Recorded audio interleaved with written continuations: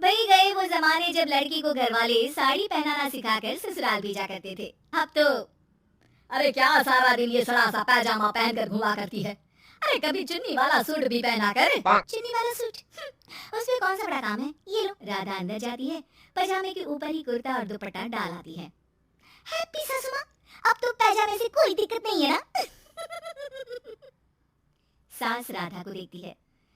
हाँ कोई दिक्कत तो नहीं, लेकिन बहू तो बहू की तरह ही अच्छी लगती है ना। अरे बिंदी लिपस्टिक लगाया कर। अगले दिन राधा पजामे के ऊपर ऊंची सी साड़ी पहनकर तैयार होकर आती है। सासू माँ, चाय ले लीजिए। अरे राधा, ये क्या झोकर बनी हुई है। अरे साड़ी के नीचे से पजामा दिख रहा है। अरे तो कोई बात नहीं है ना सासू माँ, आप ही को तो बहू ऐसी चाहिए थी ना, बहू जैसी। अब मैं क्या करती। तभी वहाँ श्याम आ जाता है। अरे राधा, माँ के कहने का मतलब है कि साड़ी मतलब सिर्फ साड़ी। आप भी ना पागल हो गए क्या। सिर्फ साड़ी तो सत्यम शिवम सुंदरम की जिन्नत अमान में पहनी थी। अरे लोग देखते तो थे जी भर भर के, लेकिन आंखें बंद करके। कैसी बातें कर रहे हैं आप। अरे मोहल्ले वाले क्या कहेंगे ना। अरे बस बस श्याम, तू चुप हो जा। ये औरतों के बीच में मत बोला कर। वैसे भी तेरी बीवी को पढ़ाई लिखाई की सिवा आता क्या है। कल को सिर्फ साड़ी पहनकर निकल आई ना बाबा ना हंगामा हो जाएगा। अरे बहू, वो कहना ये जा रहा था कि नीचे ये तू जो पजामा सजा लेती है ना, वो नहीं पहनना है ना। राधा सास की बात सुनकर परेशान सी हो जाती है। वो समझ नहीं पाती कि उसे क्या करना है। मैं कैसे इन लोगों को समझाऊं कि मैंने बचपन से ही सिर्फ पैजामे ही पहने। मेरी शादी के दिन भी लहंगे के नीचे पजामा ही तो था। अरे किसी को पजामे से क्या दिक्कत हो सकती है। क्या करूं मैं। राधा रोने लगती है, जिसे उसका पति देख लेता है। अरे अरे मेरी प्यारी राधा, रो क्यों रही हो। अच्छा चलो, शाम को तुम्हें घुमाने लेकर चलता हूँ, और इतना ही नहीं, मैं तुम्हें शॉपिंग भी करवाऊंगा। राधा ये सुनकर खुश हो जाती है।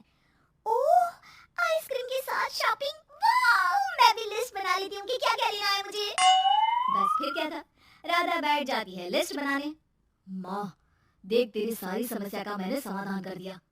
अरे ऐसा क्या कर दिया, पजामे वाली को छोड़ दिया क्या तूने। अरे कैसी बात कर रही हो माँ, पजामे वाली नहीं, राधा नाम है उसका। तभी डोरबेल बजती है और पड़ोस की चाची घर आती है। उनके हाथ में एक पजामा होता है। अरे मैंने सोचा कि ये कपड़ा सड़क पर गिरा था, किसी ने सुखाने डाला होगा। अब ना ये पेटीकोट जैसा था, ना ही पतलून जैसा।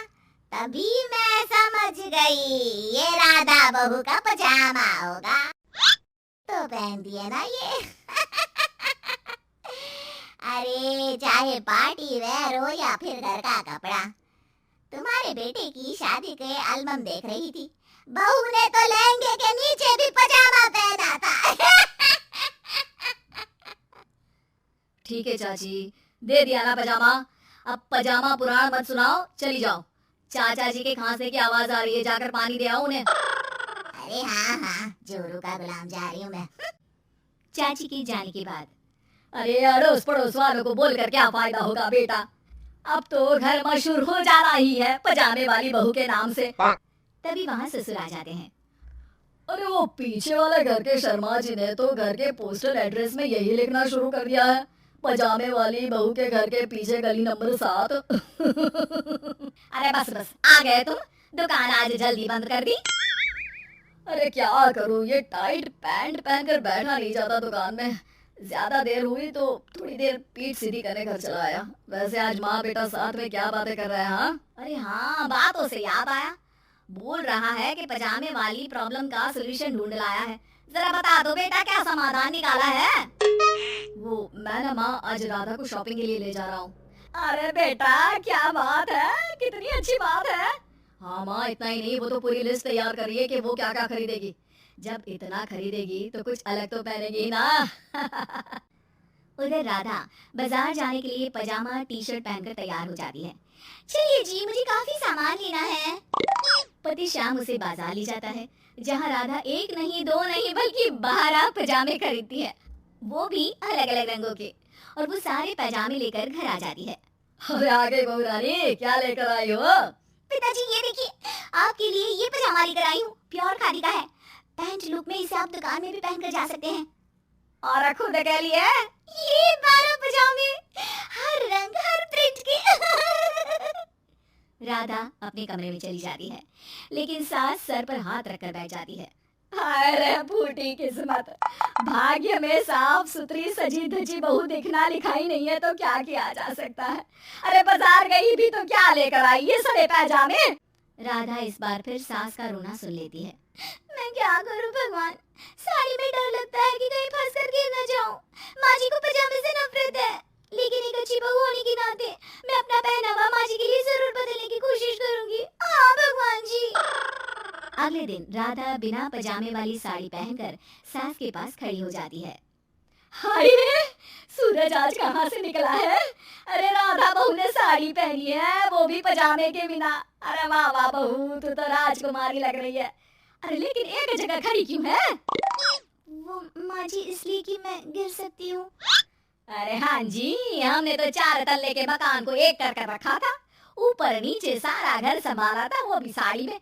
अरे कैसे गिरेगी तू, मैं भी तो देखती हूँ। जा छत से कपड़े लेकर आ। ना माँ जी मुझसे नहीं होगा, मैं गिर जाऊंगी साड़ी में फंसकर।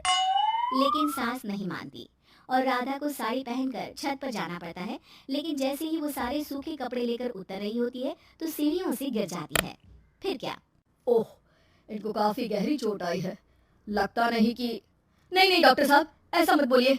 अरे सारी गलती मेरी है डॉक्टर साहब, मेरी बहू को बचा लीजिए। अरे हाँ वो बच जाएंगी, लेकिन चोट बनने में देर लगेगी। धीरे धीरे राधा ठीक हो जाती है और एक दिन जब पहली बार वो ठीक होकर कमरे से बाहर निकलती है तो देखती है कि सास ससुर पति सब पैजामे पहनकर खड़े होते हैं।